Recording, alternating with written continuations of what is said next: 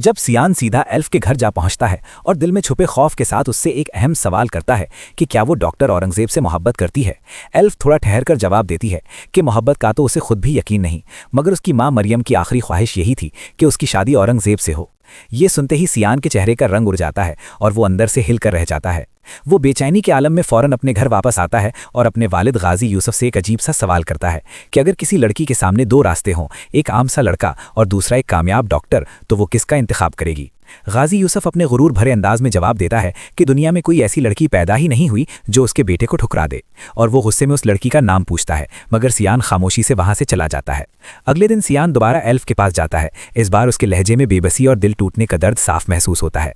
वो एल्फ से सच जानना चाहता है और एल्फ नजरें झुकाकर बताती है कि वो अपनी माँ की ख्वाहिश के आगे सर झुका चुकी है और चाहे दिल कुछ भी कहे, वो शादी औरंगजेब से ही करेगी।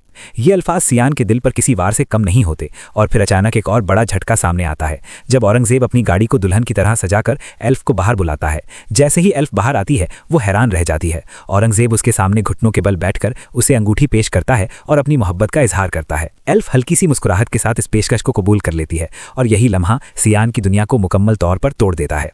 सियान जब सोशल मीडिया पर इन दोनों की मंगनी की तस्वीर देखता है तो उसके होश उड़ जाते हैं। उसकी आंखों के सामने सब कुछ अंधेरा हो जाता है। वो गुस्से और दुख में पागल होकर अपनी गाड़ी तेज रफ्तारी से सड़क पर दौड़ाता है। रास्ते भर एल्फ की बातें और यादें उसके जहन में गूंजती रहती हैं और फिर अचानक एक हौलनाक हादसा पेश आता है। सियान की गाड़ी बेकाबू होकर टकरा जाती है और वो खून में लथपथ सड़क पर जा गिरता है। इत्तेफाक से इसी रास्ते से औरंगजेब गुजर रहा होता है। वो सियान को इस हालत में देखकर फौरन गाड़ी रोकता है, उसे उठाकर अस्पताल ले जाता है। अस्पताल में एलिफ ड्यूटी पर मौजूद होती है। जैसे ही वो सियान को उस हालत में देखती है उसके होश उड़ जाते हैं। वो फौरन रोते हुए उसका इलाज शुरू करती है और साथ ही गाजी यूसुफ को इत्तला देती है।